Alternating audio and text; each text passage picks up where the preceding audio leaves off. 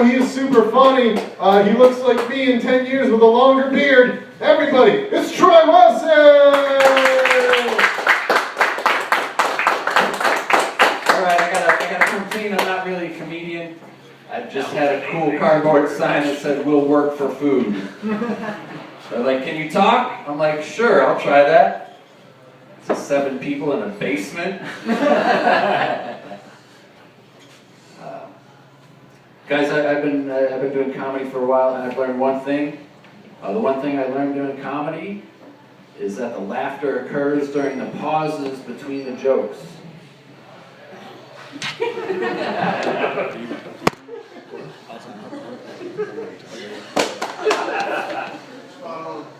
So I'm adding more pauses to all my sets.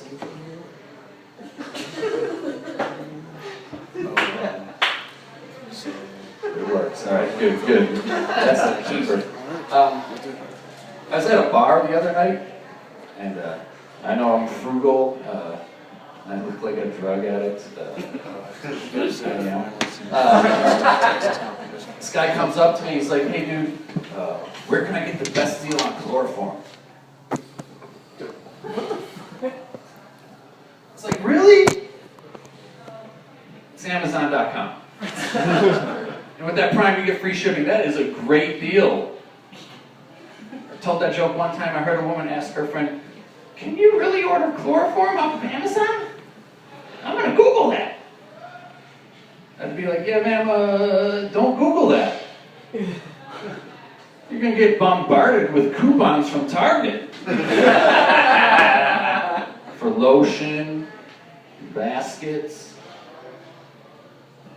I know, besides using a 30-year-old Silence of the Lambs reference, Troy, why don't you update your joke and use roofies? I could, but I don't want to run the risk of being accused of stealing a Bill Cosby bit. That joke's called off-putting. Alright, you guys don't like puns, fuck me. This is Flat Mountain, right? Yeah, alright, hey. Coincidentally, that's what I call my mother after breast cancer. Oh, too dark? I don't know. I have a problem with, in addition with drugs, I have a problem with my mouth. So I got fired from my last job for telling an abortion joke at work.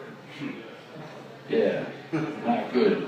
I was sitting in the exit interview, and HR asked me, she's like, "Troy, I have to know, what did you say?" And I was like, "Honestly, Karen, I have so many abortion jokes, I don't know which one it was." And that's the tragedy, because that one truly was a keeper.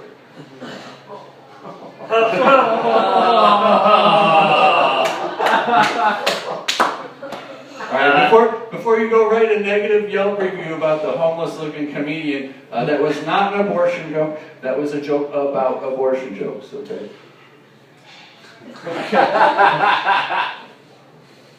Is this where I pause? Riddle me this, Garden City. How am I simultaneously the poster boy for Rogaine and, hats? It's because God hates me and probably terrible genes, I don't know. Who's got a mugshot? Who's got 2? 3, can I hear 3, 4, 4? Alright. The winner is up here. I don't know if that's... Yeah, I have trouble with my mouth, which is why I love doing comedy. I feel most American when I'm up here. I'm exercising my First Amendment right. And if you don't like my jokes, well, just know I'm also exercising my Second Amendment right. And just for fun, I like to exercise my third. No one laughs at that. Because no one knows what the Third Amendment is.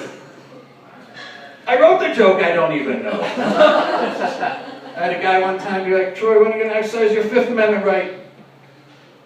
I was like, "Dude, if I could do that, I wouldn't have so many mug shots."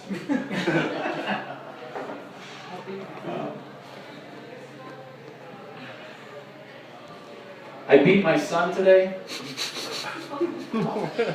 I probably shouldn't brag because he's only 7. And everyone knows that 7-year-olds suck at Monopoly. I was just trying to be a good dad, though, and teach him about life, you know? So when he wasn't looking, I sucker punched him and took all his money and property. Because life isn't fair. Neither is playing Monopoly with Dad. I have a passion for music. I'm a failed musician, which is why I do this. I was in a band called Side Effect. Anyone ever heard of it? You know, the part of the drugs no one wants? That went for our music as well, all right. They say laughter's the best medicine. That tells me that they have never tried OxyContin. Lucky for me, I met a street pharmacist at my motel today. It's like, give me 2 of them blue pills. I don't have my copay, can you front me?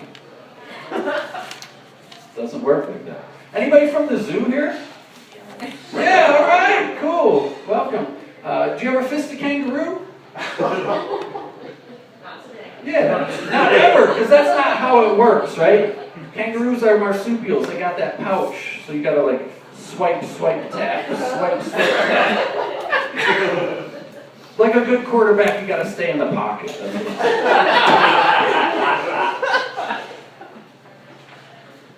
I have trust issues. Yeah, I do. Because I've been lied to my whole entire life. Oh, thanks for not silencing your cell phone. Appreciate that. I've been lied to my whole entire life. You know, Santa brings presents. The earth is round. Yes, son, we're proud of you. No. My parents love me. The joke's on you. No, but when I was 8 years old, the biggest lie they tell you is you can be anything you want to be. So when I was 8, they said, Troy, what do you want to be? I was like, I want to be a vet. And I didn't want to join the army and shoot the enemy. And I didn't want to operate on animals. No, I wanted to be a Corvette car. Yeah, I was mature for my age. Had my midlife crisis at 8. And the hairline to prove it at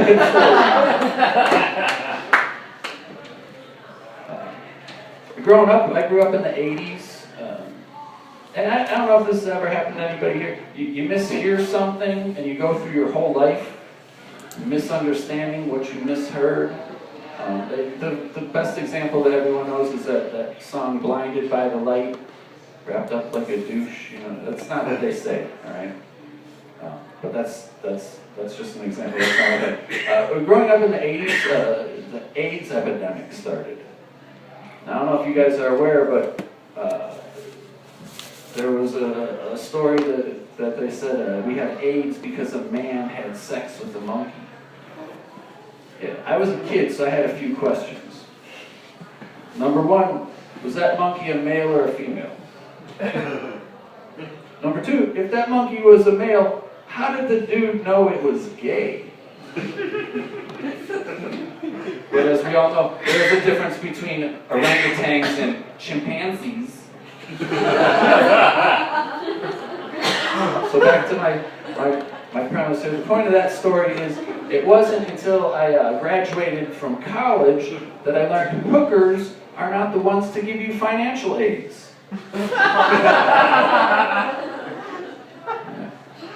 Best $100,000 ever spent?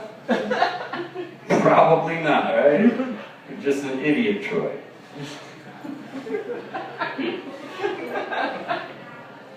God, give me this wine, Jesus, I need some funny juice. I can't be the only guy who makes the sex like he's trying to put a key in a keyhole in the dark, right? Sometimes you gotta spit on it to get it to go in.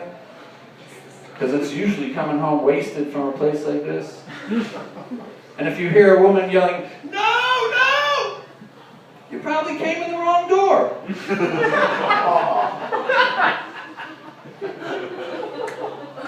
You've been there, all right, my man. High five, yeah, all right, yeah. He's like, I'm not touching you. You look like if chlamydia was a person.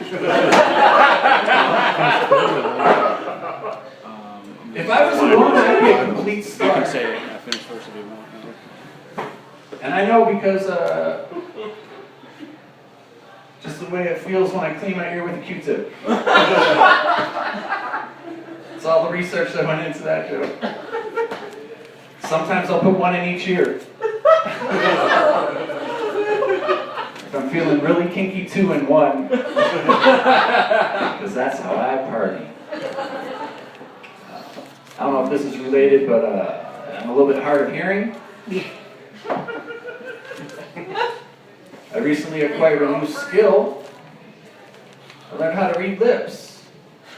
You know. Thank God for yoga pants, am I right?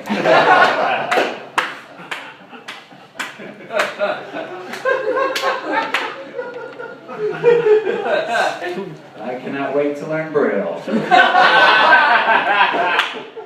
Down dog. You ready for your headline this evening? Yeah! Alright, we're going to try that again. I sprung a question on you real quick.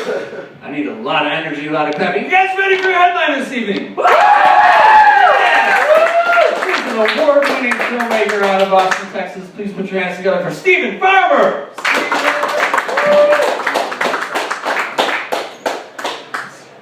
Remember me from the earlier when I came up here and talked? Remember me? Yeah, that's me.